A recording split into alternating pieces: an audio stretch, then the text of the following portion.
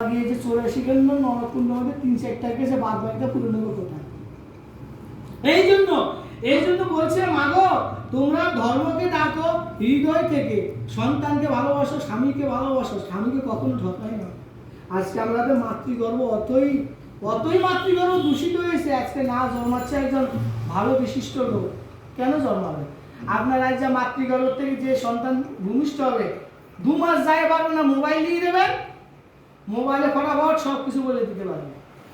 কিন্তু আজকে সেই বিষয়টা শুনেন, তখন যদি মাতৃগর্ভ অবস্থায় একটু যদি গীতা পাঠ করতে, ভাগবত পাঠ করতো, ভাগবত কথা শুনতো, ধর্ম কথা শুনতে, সেই ছেলেটা কিন্তু ওই ধরনের আজকে সমাজে তৈরি হতো। তাকে আর মোবাইল কি বলে না, তার ধ্যান জ্ঞান সর্বদা থাকতো কোথায়? আমি ধর্ম করতে হবে।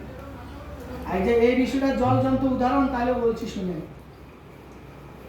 অভিমন্যুর সঙ্গে কারো সাধ্য ছিল না যুদ্ধে পারে।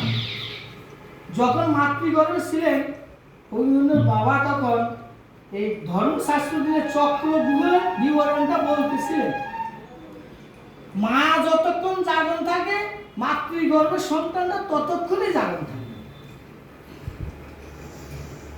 তখন সে কি করলেন, ওর মা ওই চক্রব্যূহের গুহার ঢোকার পর্যন্ত মা শুনছেন, তারপরে মা তো ঘুমাই গেছে, আর শুনে নাই। এই জন্য অভিমন্যু চক্রব্যূহতে 18 বছরের ছেলে যুদ্ধের কি জানে গো? কি জানে? কিছু জানে?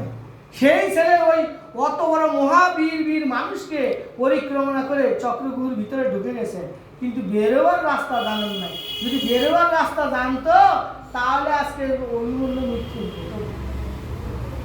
এগুলো এই যে এটাও ভগবানের লীলা, ভগবানের কীর্তি। ভগবান ওই অভিমন্যুকে ওই চক্রব্যূহতে তার ওই জেঠার দ্বারা মৃত্যুবরণ করাবে বলে সেই জানে। আজকে এই ধর্মতে ভগবানও ছাড় পায় নাই গো। আজকে যদুবংশটা ধ্বংস হয়ে গেছে কেন? আজকে শুনেন, এই তপস্যার মধ্যে কিন্তু ভগবানও নয়।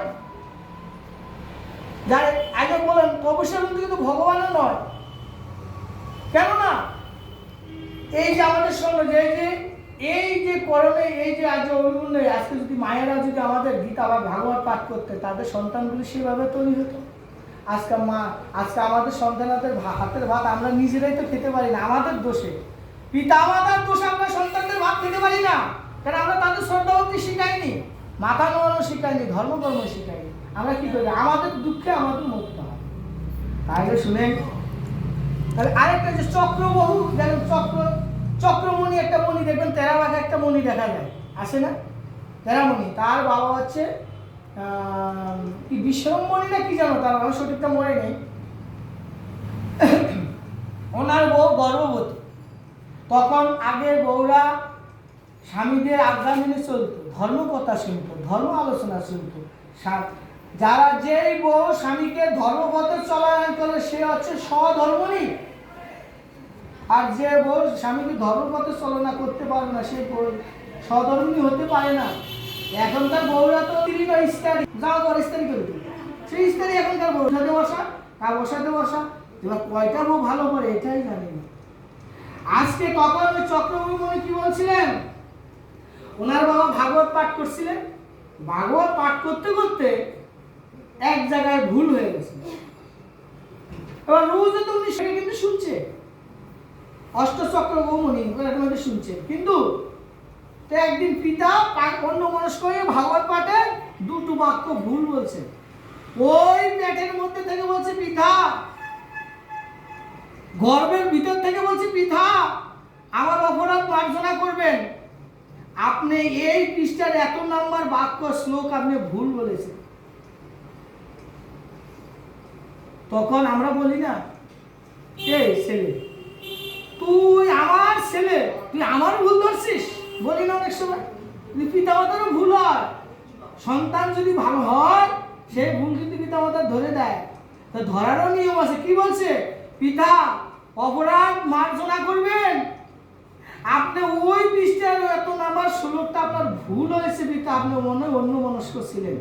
তখন ওই মনির রাগ হইল। এগুলো ধর্মের ভগবানের লীলা তো, তখন রাগের ঠেলা অভিশাপ দিলে তুই এই 10 বছর ধরে মাতৃগর্ভে পড়ে থাকবি এবং যখন তুই জন্মগ্রহণ করবি তখন তুই তেরা বাঁকা শরীর নিয়ে জন্মগ্রহণ করবি। অষ্টবক্র দেখো, তখন দেখো মোবাইলে সার্চ করে করলেন, কি করলেন? তেরা বাঁকা জন্ম, দেখেন তেরা বাঁকা হয়ে মনি তৈরি হলেন। তখন পিতা কি করছে? এবার ভাগ্যবশতে কালবশতে ওই পৃথিবীতে যেখানে ব্রাহ্মণ থাকতেন সেই জায়গায় দুর্ভিক্ষ লেগে গেছে। দুর্ভিক্ষ লাগানো, দুর্ভিক্ষ মানে কি? ফসল আদি একটা টাকা পয়সা কিচ্ছু নাই, ঘরে যেটুকু চাল ডাল খেয়ে দিয়ে সংসার আদি চালাবে তাও নাই। তখন একদিন অন্য রাজার দেশে ওনার রাজার পণ্ডিত দ্বারা সমস্ত ব্রাহ্মণদেরকে, মানে ভালো ভালো রাজারা অনেক সময় খেলা করে না, কেমন খেলা? আমার পণ্ডিতের সঙ্গে যে তর্ক যুদ্ধে হাঁটতে পারবে তাকে আমি রাজ্য দেব এবং একটা মুদ্রা সোনার মহল দেব। রাজার একটা আনন্দের উল্লাস, এটা একটা আনন্দ করা। আর না যদি উত্তর দিতে পারে তাকে জলের তলে ডুবিয়ে দেওয়া হবে।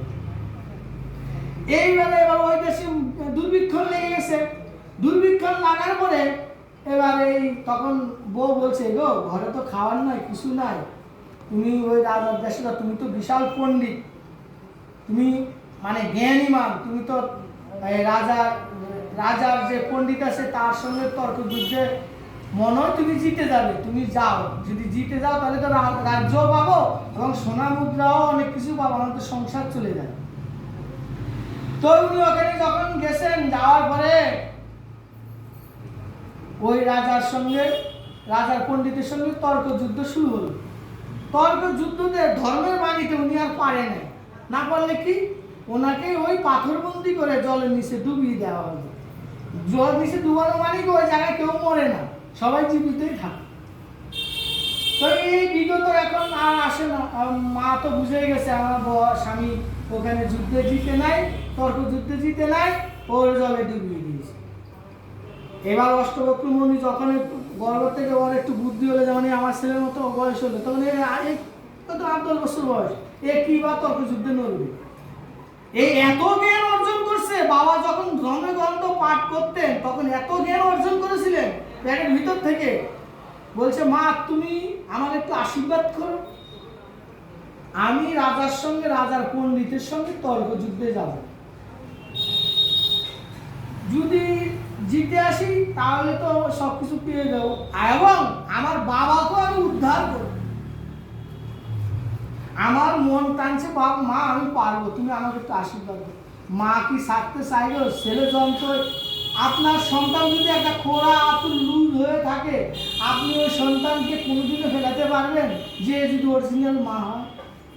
কিন্তু তখন কি করলেন? মায়ের অনেক প্রণাম করলো, করে মায়ের আশীর্বাদ নিয়ে রাজার ওখানে গেলেন। রাজার ওখানে গিয়ে রাজদরবারে থাকে, তাকে বললেন, আমি রাজার সঙ্গে দেখা করতে চাই, রাজার এই পণ্ডিতের সঙ্গে আমি তর্ক যুদ্ধ করতে চাই। তখন রাজা বলছে, 8 বছরের ছেলে গো, কি এই পণ্ডিতের সঙ্গে তর্ক যুদ্ধ করবে? তখন রাজা যখন এসে করে বলছে, না ঠিক আছে, এসেছে যত তাই করতে হবে। রাজার সামনে যখন আসলো, আসার পর রাজা দুটো জিজ্ঞাসা করলো, প্রশ্ন করলো, সঙ্গে সঙ্গে রাজা দুটো প্রশ্নের উত্তর দিয়ে দিলেন।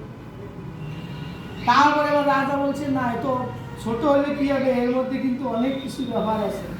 আরে বাবা, যেটা গোপ্র সাপ, তা বড়টার মধ্যেও যতটা বিষ আছে, ছোটটার মধ্যেও কিন্তু একটু কম আছে, হয় বিষের পরিমাণ, কিন্তু কিছু না কিছু তো অর্জন আছে। আর সে তো মাতৃগর্ভে থেকে শিখেছে। আগে বলেন, মাতৃগর্ভে থেকে যদি এসব করে থাকি, আমি তো চ্যালেঞ্জ দিয়ে বলেন, ভগবত গীতা পাঠ নিয়ে বলেন, কোনো মায়ের অসুবিধা হবে না। মা বাবা পিতা মাতাকে ছেলে সন্তান এত শ্রদ্ধা করবে, এত ভক্তি করবে, কেউ কল্পনা করতে পারবে না। তখন সে তর্কযুদ্ধ পণ্ডিতের সঙ্গে করে গিয়ে ওই রাজার পণ্ডিত আর পারে নাই, ছেলের সঙ্গে। তখন সে কি করলেন? বলছেন, এবার তাহলে আপনার পণ্ডিতকে জলে ডুবিয়ে দেন, আর আমার পিতা কোথায় আছে বলুন, আমার পিতাকে আপনি ছেড়ে দিন। তখন কি করলো গো বাবা? তখন প্রতিজ্ঞাবদ্ধ, প্রতিজ্ঞাবদ্ধ ওনার পণ্ডিতকে জলে ডুবিয়ে দিলে ও আবার ওনার ইয়েকে নিল, তখন আবার পণ্ডিত তখন ক্ষমা চাইলেন, আমাকে তুমি রক্ষা করো। তখন সেই অষ্টবক্রী চক্র তখন ওই দুই পণ্ডিতকে উঠে দিয়ে নিচে আরো এরকম অনেক পণ্ডিতকে জলের নিচে ডুবিয়ে দিয়েছিলেন। সেই তখন আর ওখান থেকে উদ্ধার করে নিয়ে আসলেন। বাড়ি এসে মাকে স্বর্ণমুদ্রা দিল, তার স্বামীকে ফেরত দিল। আজকে সন্তান সেই রকম হয়েছে বলে তো আজকে পিতাকে উদ্ধার করতে পারছে, তাহলে কি পার্থক্য মা? আজকে আমরা সেই ধরনের ভক্ত হতে হবে, সেই ধরনের আচরণ করতে হবে। আপনি এই যে ইনি আজকে চলে গেছেন জানি না, এই যে ইনি বাড়ি গাড়ি টাকা পয়সা কিছু তো নেননি, আজকে যদি সঙ্গে নিতে পারতেন তাহলে যারা অর্থশালী, যারা গায়ের শক্তি, তাহলে তুচ্ছ মানুষদেরকে মানুষই মনে করতো না। করতো বাবা, মানুষ মনে করতো। টাকা সম্পত্তি যাদের আছে, যাদের ক্ষমতা আছে, তারা মানুষকে মানুষ মনে করতো।